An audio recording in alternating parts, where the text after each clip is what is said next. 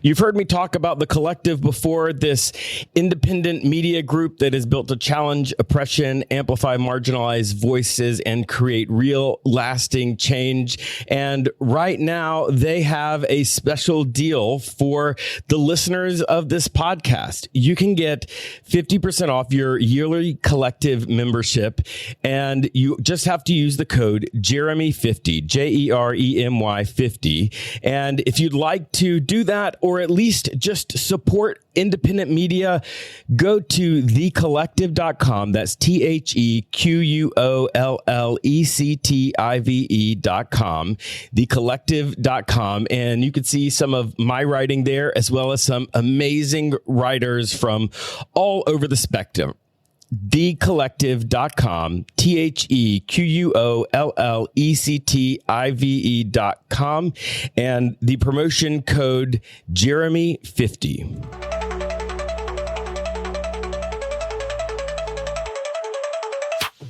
Welcome to the Unbelief Podcast, your journey, actually our journey together beyond inherited beliefs to a spirituality that works for you. I'm your host, Jeremy. I'm a deep skeptic, also a pastor. We can fix that later, right? No? Welcome to the Unbelief Podcast. I am Jeremy, and I am joined today by Cole. That is not his real name, and that will become apparent as to why. We are going to be telling a story from Cole's life and his family's life that will revolve around being queer, but especially around the camp experience for a lot of evangelical teens. And really, I want to say that this might sound extreme if you didn't grow up in this world, but having grown up in this world and having spent an enormous amount of time talking to people, thousands of people that are in this world, this is not an uncommon story. This is just the way things are. And it is important to me and to the people who have lived these stories that this stuff comes out and is exposed. And so we're going to tell the story, and it may take a minute. We are not going to probably give you every single bit of it in this one podcast, because that might be more time than you're willing to commit. But yeah, I just wanted to give you that introduction to Cole. So Cole, thank you so much for being here. Thank you for having me. All right. So I feel like we just need to set the stage, right? And full disclosure, you and I are friends. Now, I know that you live in a place, it is not in the deep South, but it is a place where people speak in such Southern accents that I will be honest, even having lived in the deep South, but heard some of the people from where you live, I have a hard time understanding it sometimes. So do I. Don't feel bad. So, tell me about this place where you live. We're not going to use any names because ain't nobody trying to get sued. But tell me what it's like there. It's very small. We have a lot of churches and only probably about 7,000 people in county and city. But I've noticed, I don't know if you've noticed this, but the smaller the place is in the South, it feels like the more churches per capita.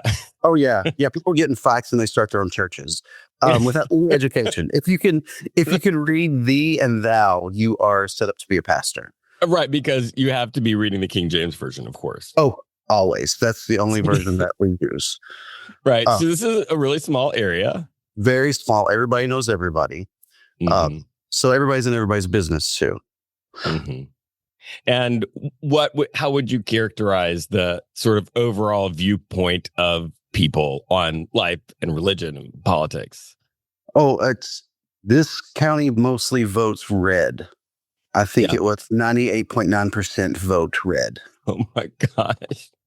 98.9%. I've just got to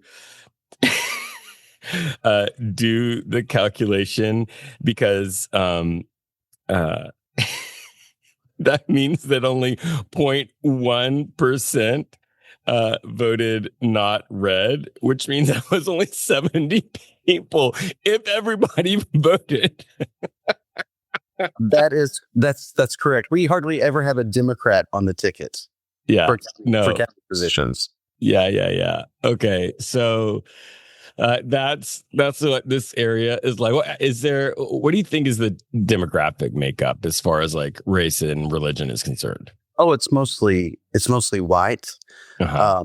We have one Catholic church, one Episcopalian church, a lot of Church of Gods, a lot of Church of Christs, and Bible churches. Oh, Non-denominational Bible Bible churches. churches. And it's important that you pronounce it Bible churches. Yes. Okay. So I think that gives a picture of the place you live.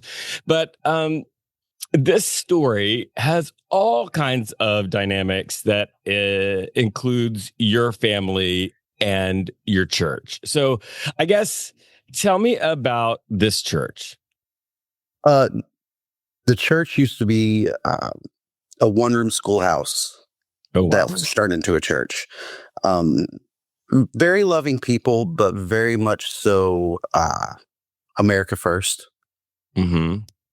And very much so stuck in the 50s. Yep.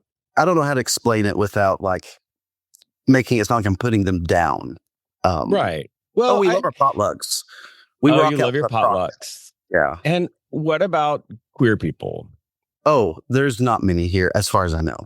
Well, I mean, in the church, like how does the church view queer people, the LGBTQ community?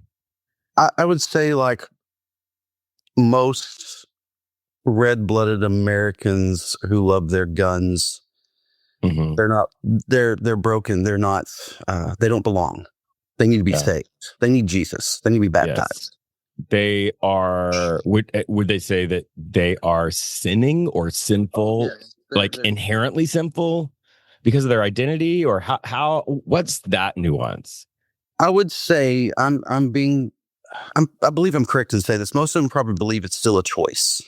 Like they don't think it's something they're born with. They think they choose this way because they're sick perverts, Mm-hmm. They want to groom the children. Right. They want to steal the rainbow from God. Oh, Lord. Yeah. Okay. So, and you grew up in this church, right? I did. Now, something that I know about you, because we're friends, is that you are not straight. And how early do you feel like you were aware of that? Very early on. I would say as a child, I knew something was up, something was different, but it wasn't until I was in middle school when I was given a term for it. I didn't know what it was until someone called me that. I wasn't a very athletic kid, Right. So fair. I was the same way. I could care less about sports, but I loved musical theater. And I was called gay and queer as a derogatory term. Yes. Especially during middle school. Yeah. Yeah, middle school was very hard because I grew up kind of sheltered from a lot of things. I still loved action figures in middle school. I was always ashamed of that. I loved the Ninja Turtles. I was still into those things, and everybody else had moved on to, Playboy. Yeah. I was just behind. Yeah, no, for sure. So, what is it like growing up as a queer person in that church? Very lonely. Because I would hear the sermons, I would hear the people speak. They spoke very freely about it. So I knew that there was something often wrong about me. So I tried really hard to not be that. I thought if it's a sin, we all think we can pray it away, work it away. If we just love hard enough, read our Bible hard enough, we'll be good. But do you have any memories of that? Of the stress, of the sadness? Oh gosh, yes. It was always hard to connect with people. I had a lot of friends. I had really close friends, but I never connected with them completely. Yeah. I would just beg God to make me better, to make me who I'm supposed to be. And so I struggled and spent a lot of lonely nights just reading. That's how it was. Like during Mhm. school day, it was fun. Everybody, we talked to each other. I was always nervous that someone was going to call me a faggot, though. That was always Right. my fear. Like that was the worst word to me, was to be called a faggot. And if I survived the school day, I'd go home and just read. I didn't do anything Mhm. else. Didn't hang out with friends. Just went home and stayed to myself. Oh, there's so many nights I prayed to God. I would cry. It would just be so hard. Um, I just felt like there was no one I could relate to around me. Everybody else, they talk. Christians are very subtle with their struggles. And, if it's a man addicted to pornography, he's like, well, I stumbled again or I fell. And you're like, oh, he's talking about pornography. There was no one that I could relate to even Yeah. talk about, or there was no one around me that I felt safe to talk to about it. Yeah. So I just kept to myself. Yeah. Oh, and we call that, when you experience all of that homophobia, you internalize it. That internalized homophobia gives you a perception about yourself and who you are. What was that? I just always felt like I was wrong. Mm. I never went into a space feeling safe. I never felt safety. Yeah. Recently in therapy, I discovered I've been in fight or flight mode since I was 13 years old. Wow. There's hardly ever a moment I let my guard down.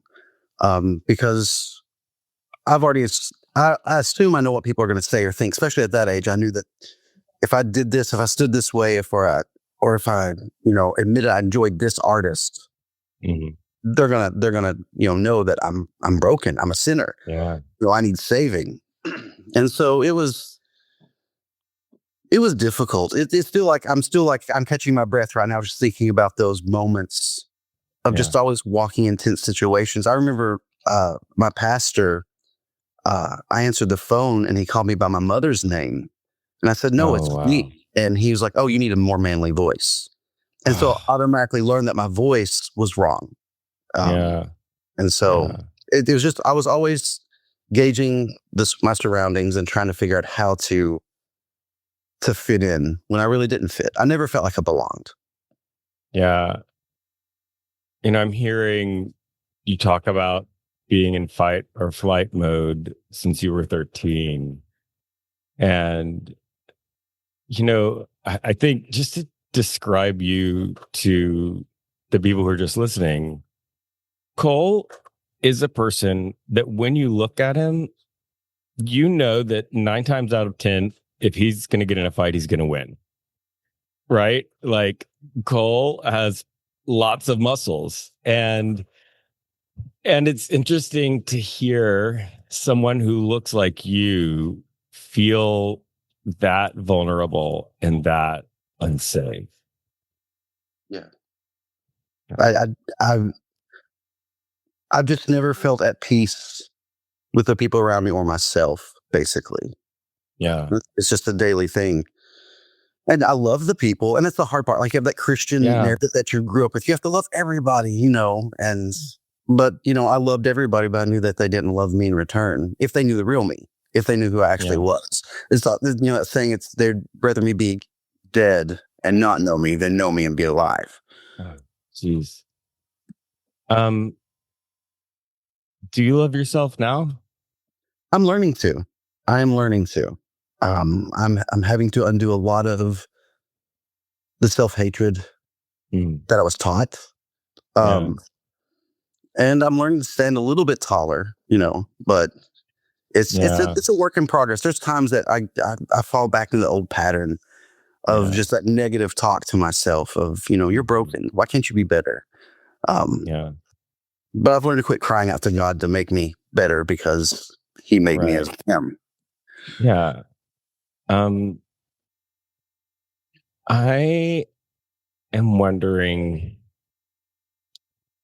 from where you are right now, if you look back at 13 or 14-year-old Cole, and who's realizing that he's not straight and is feeling, I'm assuming, increasingly not safe as he is increasingly confident that he is not straight.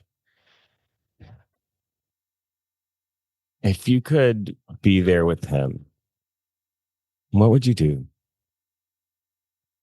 First of all, I would make him look me in the eyes so that he would know that I'm actually looking at him. I would say, you are perfect the way you are. You've got to stop having these two different scripts you have to run for everybody. Stop trying to please everybody. Stop making sure you say and do and stand and listen to all the right things. And you're perfect as you are. There's never been anything wrong with you. Never. Yeah. And how do you think 14-year-old Cole would react to hearing that?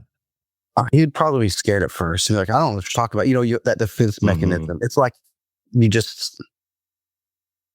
don't want to be seen, but you want to be seen. Yeah. It's that walking contradiction. No, yeah. And then I think once he realizes he's seen, I think that he would relax a little bit. Would he cry? Oh gosh, yes. Yes. I'm one of those people that cries at commercials sometimes. Yeah. I try not to, but certain commercials will hit me and I'll just get a tear in my eye. Oh yeah, he would cry and he would hug. He would cling. He has always craved. I've always craved just a good hug. I'm good at giving hugs, but I'm bad at receiving them. And so there's just always been a craving to be seen. Yeah. But it's so scary. I mean, it's one of those big decisions that if you're actually seen, what if all your fears are correct? What if everybody does hate you? Yeah. You are sort of imagining yourself there hugging 14-year-old Cole, who doesn't know that you're his adult version. What does that feel like? It's heartbreaking. It's heartbreaking. No 14-year-old should ever have to feel like they don't belong or have to feel like they have to beg to be seen while still trying to hide. But there's also some comfort in it. Because I know through this process of me learning to love myself, I'm actually healing my younger self. I'm actually letting him learn to breathe a little bit. Hopefully he'll forgive me for the path that I took of keeping him concealed so long and making him feel like he was right. Because he was wrong. No one ever told him he was wrong. He was terrified of hell. He was terrified of the rapture. He was terrified of his own body. So it's just, it feels nice to imagine comforting my younger self and saying, you are enough. You don't have to work for this. And that's the beauty of like growing, or not the beauty, that's the irony of growing up Baptist. They say it's not by works, but you better do this. Yeah. You better work your ass off to prove that you are worthy. But God loves you. He saved you by grace. Yeah. You're tearing up right now. I am a little bit. It's a lot. It's a lot to process. Because I'm still not out in my community. Yeah. Because you're still not safe? I still don't feel safe. No, I do not. Yeah. I mean, especially with the climate that the world is in right now, America is in right now. It's, people love to hate and people need a good enemy. And so it's easier to go after somebody who seems more vulnerable. Yeah. But I've learned over the years that my younger self was fucking strong.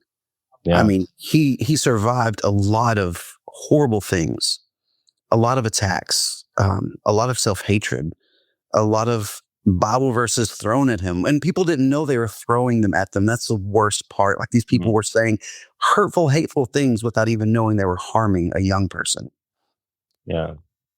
And it still goes on a lot. I mean, you know this, you see this. Yeah, that's awful. Um, you got married to a woman, Yes. and you are out to them. Yes. Um, do you mind explaining why you got married to a woman and maybe what coming out to them was like? You don't Um, have to. This is a lot. So well, I love her. yeah, I really of do. course you do. Um, I did what was laid out in front of me to do. I Yeah. did the right thing. Or quote, the right thing. Yeah. Um, I went through conversion therapy. Mm. I sent myself to conversion therapy. No one else sent me.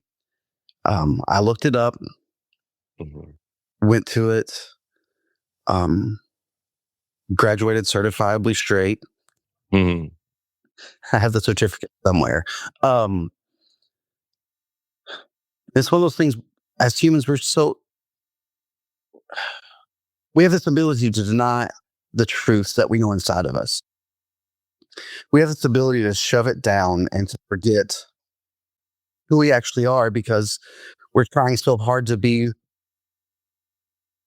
who we think God has called us to be. And I finally came out to her after depression's been so bad. I've been Yeah. depressed my whole life. Um, so much therapy, so much therapy, just trying to make peace with it and trying to kill it. Yeah. Um, and I just had enough. I just had She enough. grew up in that same culture. She did. Yes. Yes. What, again, you can say no to any of these questions. Okay. What was her reaction? She was hurt. Mm. She was hurt, which I can understand. Of course. I don't. She was deeply hurt by it, and it's caused her a lot of anxiety. Mm. And I hate that. That's Yeah. the shittiest part of all of this is I'm finding the strength to finally accept myself, but then I see everybody it hurts in the process. I see how it, and that kind of adds to the shame that was always placed upon you. Like, oh, Yeah. I'm making things. Is this right? I'm making things worse. I'm Yeah. hurting everybody I love. And let's be clear. I just want to name this, Cole. You are not hurting them. What is hurting them is the evangelical, hateful, homophobic theology that you were all brainwashed into. Yes, It's not you. It's not you. And I know it's hard to accept that. it is. It is because I feel it and I see it. And will the evangelical church ever acknowledge the hurt they did? Will they ever acknowledge the fact that they've caused a lot of kids to take their own lives? Yeah. Or to just harm themselves or to become alcoholics? It'd be so much easier. Like, I know I'd be so much more accepted if I was a meth addict. Right. At my church. Like, I would be embraced. I'd be loved. But this, for some people, it's just a no-go. Like, no. Yeah. So, So this story is not just about you, but it is about how all of that hurts all kinds of people in all kinds of ways. I want to tell the story about this camp. This camp, it's a summer camp, right? Like a week-long thing your kids can go to. a week long, it lasts for 6 weeks. They have different types of camps, high school, day school, things like Right. that. So your son has been going there for a long time, right? Correct. When did he start? When he was 7 or 8 years old. Okay. And when you go when you're 7 or 8 years old, what happens at the camp? They do a lot of fun things. They play games and stuff like that, but they have chapel twice a day. Right. And, Thursday, I'm sure you went to summer camp too, didn't you? Oh yeah, yeah. I went. I was on staff. I was the worship leader. I was the speaker. Like I ascended the ranks over. I went to one camp, a single camp, and I think when I calculated it after my last time, I think I went 19 years in a row Oh my gosh. as a camper and a staff person, a worship leader, a speaker, right? So you know what happens on the last night of camp. Got saved, they do the big altar call at the chapel service, and after that, it's straight testimony time. Right, right, Got to love the camp altar calls, the right. horror stories. Now, I always heard about demons and stuff like that. So, Oh, right. yeah, there was one story of a couch that this guy said was talking to him. I always just thought of that. So wait, I've got to hear this story. This guy apparently was possessed, and he says his couch was talking to him. It could have been JD Vance. I'm really not sure. This could be how the whole JD Vance thing came about. Right. So he's standing there. Like, he's not high. No. It's the guy's telling us the story. Preacher's telling us this story. Right. And how he exorcised the demon out of him by pleading, Christ. Mm-hmm. And the blood of the lamb. Well, okay, it's Baptist. They don't say the blood of the lamb. Right. They're for like, sure. I'm sorry. Christ. I mean, they love the blood, but it's not, let's not get too Catholic or Pentecostal. Right. But, those stories always stuck out. They always told those. The last night was when they told those stories of just someone making a decision that changed their life forever. Uh-huh. The drawbridge story, right? Where the guy, this father. Tell us the story. Okay, there's a guy who operated a drawbridge, or not drawbridge. What's it called? The bridge that raises, lowers, and drawbridge. Oh yeah, it is the drawbridge. And a boat was coming, and his job was to always lift it up so the boat could pass through the bridge. Mm-hmm. His son was there with him. His son's ball fell into the gears. His son's arm got stuck. But here came a boat, and it was either he save his son's life or kill all these people. Yeah. So he chose to have his son ground up in the gears and save all these people. Wow. Yeah. And it was told as a true story. It was told as a true story. Oh, they're always told as a true story. Always told as a true story. And that terrified. But that's how the camp works. That's how it works. So there's a lot of fear in this last night of camp. There's probably little fear at all the chapel services all along the way, but this is we're leaning into it, right? Yeah, because we're sending you back out into the world. You've got to be the ambassador for Christ. Right. For people who haven't experienced an altar call, because if you didn't grow up in this, you haven't. What happens at that moment when it makes the turn from the fear-based storytelling to the altar call? And then what is the altar call? When they build up, you're so terrified, like, oh, I'm going to burn. Yeah. I am not perfect. I don't feel Christ in me. Why does everybody else feel it? So then they have you bow your head and close your eyes. Right. And I'm always one of those, the person that peaked, because if you tell me to do something, I'm not going to do it. And so then you'd start seeing like who would raise their head up, because like, if you want to get saved, look up at me. Mm-hmm. And so the one that I would do, I would never do the saved one. It was after, do you want to be saved? Look up at me. The other one was like, okay, if you know that you're not walking with Christ perfect and you want to rededicate your life, please look up at me. And that's when I'd be like, okay, I'm not perfect. I'm broken. Yep. Someone look up at you. And so then a counselor would take you outside and witness to you and tell you, what to do, be better, don't touch yourself, stuff like that. Okay. So your son went to this camp when he was young, and then he got on staff. And so what is a staff person? Because when he was on staff, he was a teenager. Yes. Right? Yes. What does a teenager on staff do? He would usually help with the recreational things, do the activities with the kids. And then last year, he was actually a camp counselor. Okay. And what is that? It basically stays in the cabin with kids with another worker. Mm-hmm. He was in charge of morning devotions. Right. And then they call it camper counselor time. After each chapel service, they take their kids back and they preach to them again. Right. No, for sure. Just to make sure. Just to make sure they understood. Well, and to get some experience in doing the altar call stuff as a teenager. Okay, so then what starts the drama is a social media post by your son. Yes. He posted an artist that happened to be homosexual. Mm. Now, can we say who the artist is? I don't even know who the artist is. I don't listen to it. I just know that's just what. Let's just say it's Troy Sivan. But I love him. He's this like amazing musician, cute little twink looking. There was a post about him when he turned 30 and the world lost its most important twink today. Okay. They post on social media, and then what happens? Another junior staff member sees it. Another teenager sees it and writes to the director of the camp and says, "I have concerns about this person, my son." He has concerns based on a post about a queer artist. Yes. What? Okay.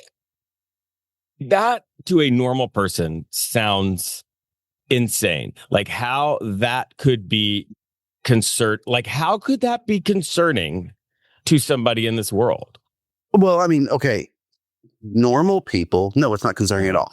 But when you're a part of a ministry that has made sure in their bylaws that you say you're not okay with same-sex marriage, it becomes a red flag. Is he able to work at this camp because he likes this artist?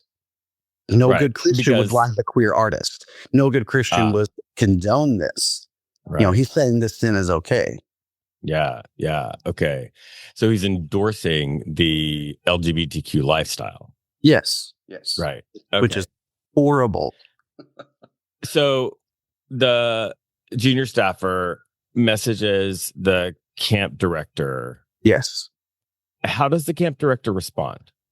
He sends me a text saying that he would like my permission to speak to my son because he has some concerns about an issue. Which, when you text me and say I have some concerns, someone has raised up some concerns, I'm thinking, oh my gosh, what's my kid doing? Is it drugs? Is he doing something really bad? And so I called the director, and when he told me what it was, I kind of lost my temper. Tell us about the conversation. Like, you call him, you say, okay, you have concerns. What are you talking? So you didn't say, oh, go ahead and text my son. No, I'm very careful I'm overprotective of what Christians say to my kid. Like, if an adult says, I want to speak to your child, I don't know what they're going to talk to my kid about. I wish my parents had that gumption to say, no, hey, don't brainwash my kid. So I called him and I said, hey, so what's going on? He's like, well, another junior staff member brought to my attention that your son liked a gay artist and reposted it. And your son signed our statement of faith. Okay, so they have a statement of faith. The kids have to sign the statement of faith. Correct. Can you just read us some of the things from the statement of faith? You don't have to read the whole thing because sometimes these things are really long. We believe in the total depravity of the human race, and that only by grace through faith can man be saved or approach unto God. God's designed for a sexual relationship to exist exclusively within the context of marriage, and that is totally against the command and word of God to pervert this order. We believe that homosexuality, lesbianism, premarital sexual relationships, adulterous relationships, and other relationships that are contrary to the word of God are not acceptable as alternative lifestyles. Okay. So this is the statement of faith. All the camp counselors, all the staff, and your son had to say, and you're in this conversation, and he says, well, your son had to sign the statement of faith. Yes, and that's when I got triggered and lost my temper. Right. Okay, fair. What does that mean? I said, I'm tired of bigots hiding behind the Bible. Amen. And the conversation went kind of not downhill, but I let him know that, I don't control what my son believes. I don't demand my kid believes exactly as I believe. I want my son to grow up and not say, I wonder if I have my parents' faith or is this my faith? Mm-hmm. And I told him that. I was like, I will let you talk to my son, but someone will be present with you when you talk to him. Mm-hmm. But, just because he likes an artist doesn't mean he went against the faith, the statement of faith. Mm-hmm. And then the director started asking about my beliefs. Mm. And so I said, What did he ask? He was like, well, do you take a stance that you're okay with the LGBTQ plus community? Knowing that he knows I do. Right. And Okay. I was like, yes, I do. And the director's not a bad guy. I just understand he has bad theology. But how does he respond when you say, yeah, I do? He was like, well, scripture says. I was like, no, I already know what the scripture says. Mm-hmm. I know what the scripture says, but I also know what it doesn't say. Mm-hmm. And I also have a different way of interpreting scripture. Mm-hmm. Which, to them is all automatically no. Their way is the only right. Yeah. Right. And so I ended by saying, thank you for your time. My sons will be in contact with you, but someone will be there to talk to you. And he was like, well, I'd like to further this conversation. To what?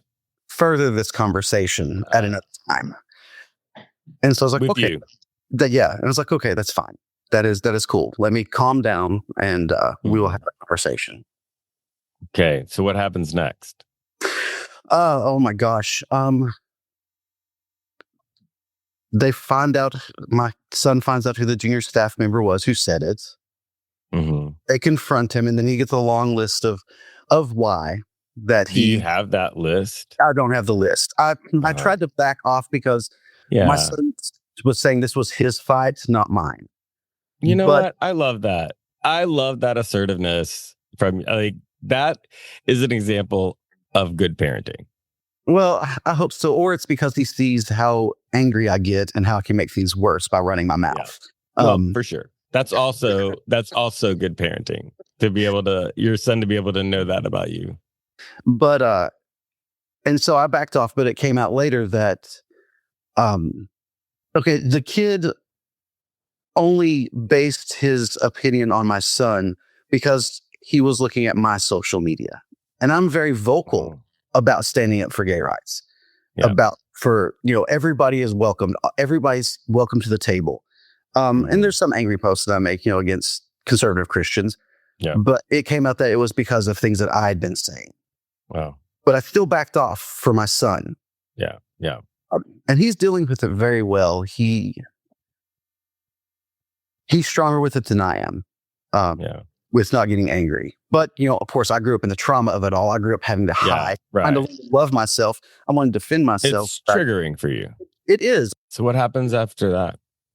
It evolves into a massive email that I received from another person that's no longer involved with the camp. Okay. Who is this person? We'll just call him a saint. Okay. He and I grew up at the camp together. Mm-hmm. He has always been obsessed with the LGBTQ community, at being horrible, evil, gross, a perversion. And there has been multiple run-ins with this person because of my beliefs. So the director said that they want to continue the conversation with you, but it's this third party. Yes, a third party that apparently had been involved with the conversation with the younger staff worker. Because of the concern. The younger staff worker with his concern went to multiple people to build up his reason for the argument. Yeah. And so what better way than to look at the father of the child and see, this is coming from. The father is leading the child astray. And is this person that sent you the email related to the camp in any official way? Not anymore, no. Not anymore. So you've got this email. Yes. I got this email. And I said, what does it say? Do you have this email still? I do. The best part, the thing I love about evangelicals, they always try to look like they're full of love and they're full of shit. Mm-hmm. It says, I dearly love you like family, and I miss my friend, even though we have significant theological differences, which makes it impossible for us to do ministry together. I dearly love you like family.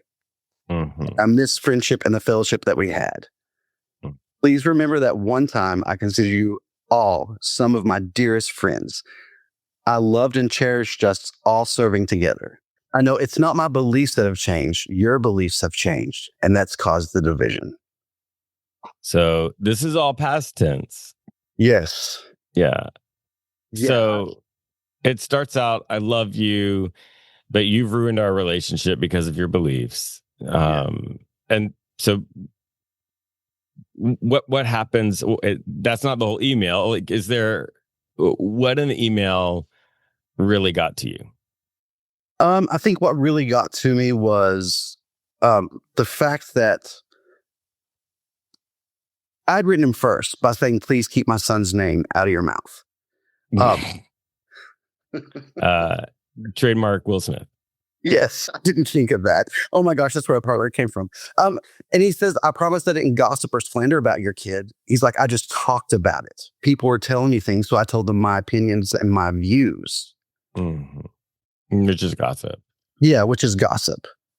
And so that's what really triggered me. I'm okay with people attacking me for the most part, but don't go after my kids, right? Who are really just learning, right, how to love people, and have been fortunate enough not to be, swayed by the hate that I heard growing up that's around them.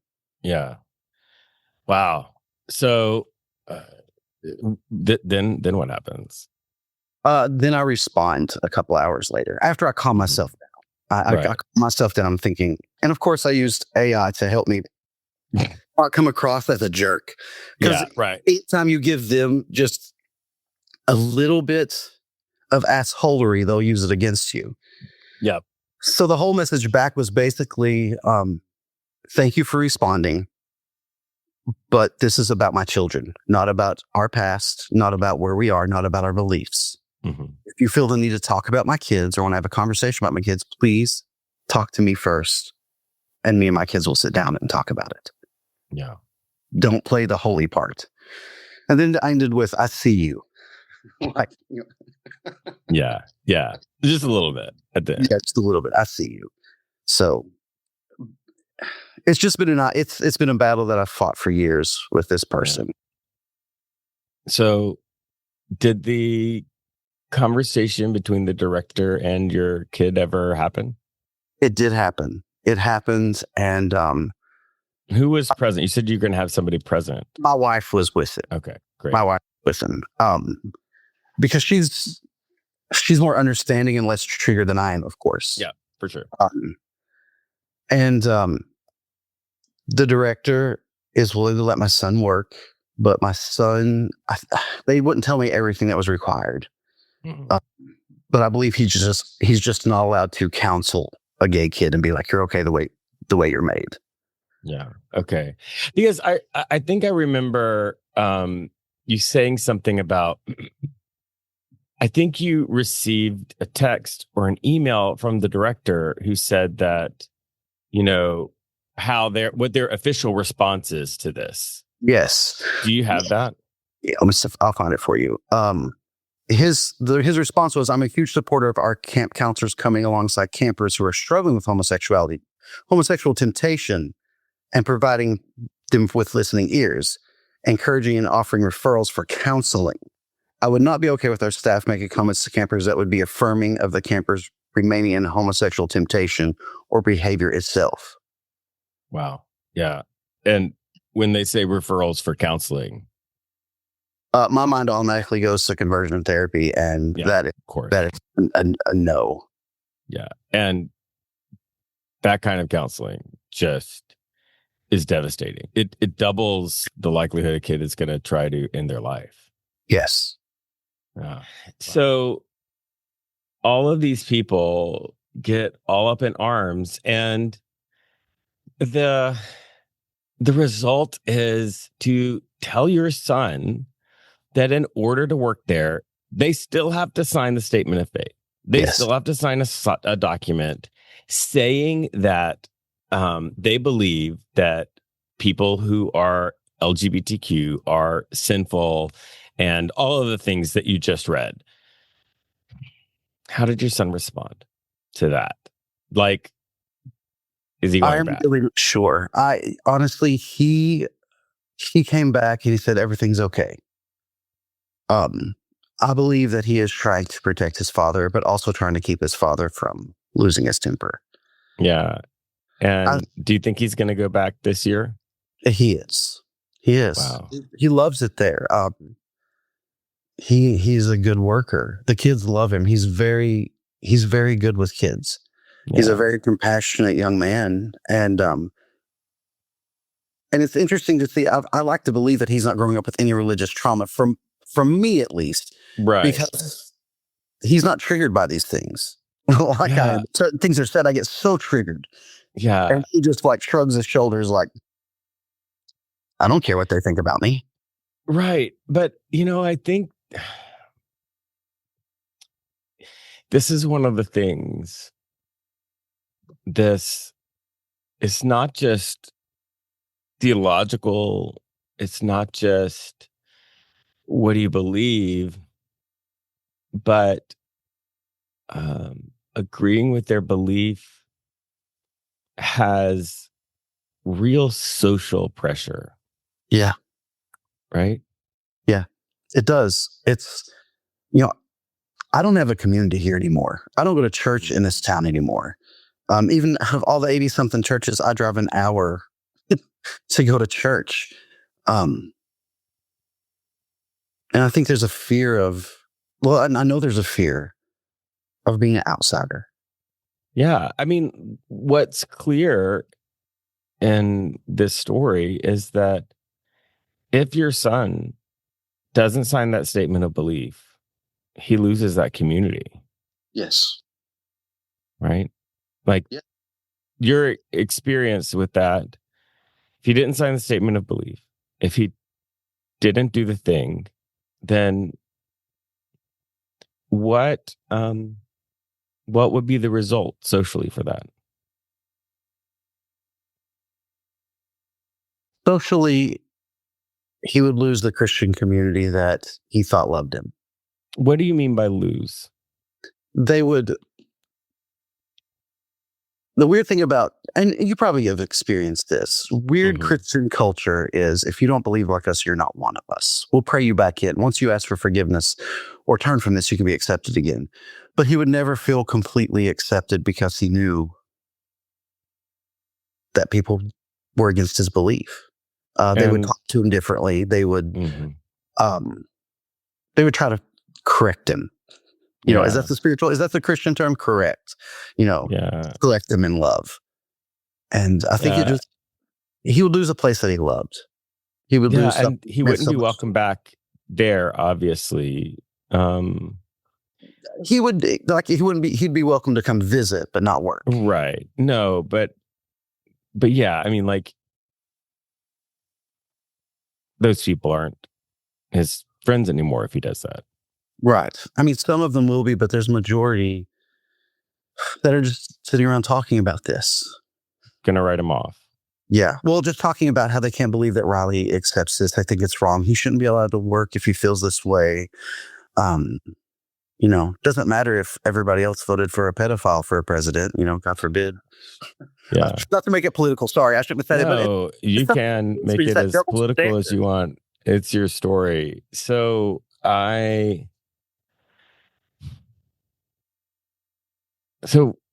where you are right now, how are you feeling? What are you concerned about? My biggest concern is how is this going to hurt my son? It's Yeah. not about how it's going to, I'm sad. I'm feeling all the emotions. I'm angry. I'm Mhm. sad. I guess I should feel, special since I'm on so many people's minds. I'm popular for a change. But I'm sad that my son is learning that a community that he loves will turn on you so quickly if you just have one wrong belief. Yeah. I mean, and the one wrong belief is accepting the LGBTQ plus community. Now, if he believed baptism was salvation, they'd be like, well, we can work with that. Or if he believed, what's another crazy? If he believed anything else that went against their theology, they'd be willing to work with that. But it's this one thing that he might be able to, sort of be a conscientious objector. Like, he's there. They're not going to ostracize him. They might talk to him about it. But like, if he believes in infant baptism, it's not going to be a big deal. Yeah. Yeah. He'll be a full part of the community. It's not a deal breaker. Okay. So, Cole,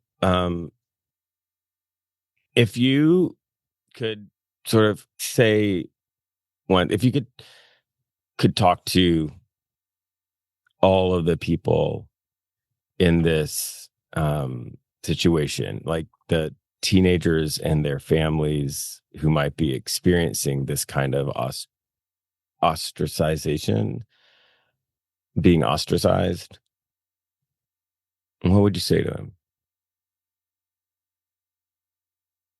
Good question. It's worth it. When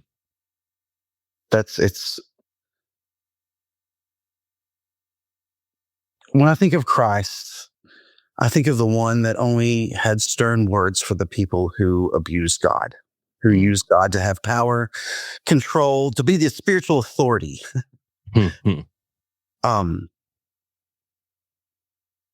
No, it's worth it. It's worth the stress, the anxiety. Why is it worth it? Because I'm showing my younger self he matters. And I'm showing, hopefully, other people that they matter. Yeah. That they're not a mistake. They're not a perversion. They're not an error in theological differences. They're created to be something beautiful. And fuck the people who don't get it. Yeah. Okay, same question. Okay. But if you could talk to all of these evangelical camp directors, if you were able to get a message to all of them, what would you say? Well, first I'd have to step my anger aside. Right. I would say to them, you have no idea the pain and the hurt that you cause trying to stand by theological belief that makes you feel strong and safe and secure. While you make everybody else feel less than. You're weaker than the gayest of gay.